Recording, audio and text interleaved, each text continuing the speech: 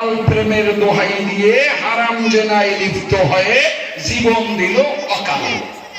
কথা ঠিক আছে? 5 নাম্বার, হালাল প্রেমের দোহাই দিয়ে হারাম জেনায় লিপ্ত হয়ে জীবন দিল অকালে, জীবন শেষ।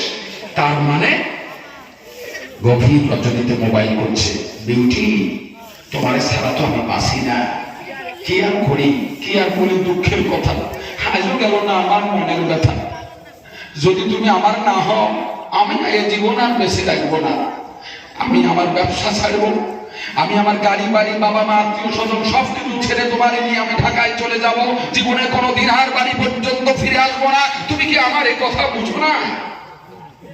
বিউটিকে বলছে, বিউটি নরম মানুষ তো, মেয়েদেরকে আল্লাহ নরম করে বানাইছে। এখন মেয়ে বলছে তুমি যখন এত কিছুই ছাড়বা, আর দেরি না করি চলে যাই তোমার সঙ্গে। মেয়ে গেল, বিয়ের আগে বাচ্চা জন্ম, বিয়ে শাদী শেষ, 2-3-4 মাস পর মেয়েকে বাড়িতে পাঠাইয়া দিল, মেয়ের গলায় ফাঁসি, যুবকের মুখের মধ্যে হাসি। কথা বলেন ঠিক কিনা? এই কলিজার টুকরো যুবক ভাই, কথা ঠিক আছে? এটা তো বাস্তবতা, বাস্তব কথা বলছি, এগুলো আমরা দেখছি।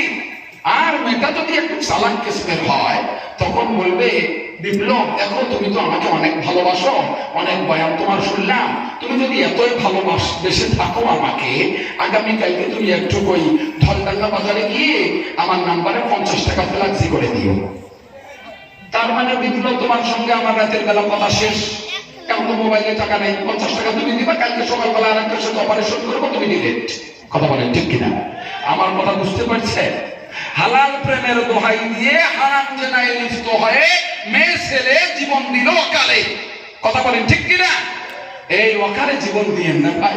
কলিজার টুকরা বোন আমার, তোমার বাবা তোমার মা কত আশা কত আকাঙ্ক্ষা করে তোমাকে বড় বানাইছে, একটা ভালো সুপাত্রের কাছে তোমাকে দান করবে। কথা বলেন ঠিক কিনা?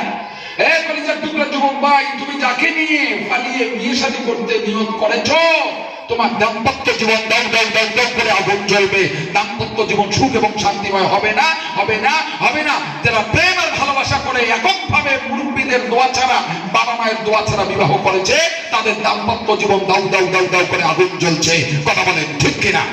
সব ধ্বংস, সব শেষ। পবিত্র কোরআনুল কারীমের কাছে মানুষ যদি আসে, এই মানুষ হবে মঙ্গলময়, মানুষ হবে ধন্য, মানুষ ধ্বংস হবে না, ধ্বংস হবে না, নর ধ্বংস হবে না, নারীও ধ্বংস হবে না। যুবকদের ঈমান হবে হযরত ওমরের মতো, হযরত আবু বকরের মতো, খালিদ বিন ওলীদের মতো, আর মেয়েদের ঈমান হবে হযরত ফাতেমার মতো, হযরত আয়েশার মতো, হযরত সুমাইয়ার মতো। ঈমান নামক সম্পদ নিয়ে জান্নাতি মানুষ হয়ে কবর পর্যন্ত ঢুকবে প্রত্যেকটা যুবক আর যুবতী পবিত্র কোরআনুল কারীমের কাছে যদি আসে। কথা বলেন ঠিক কিনা?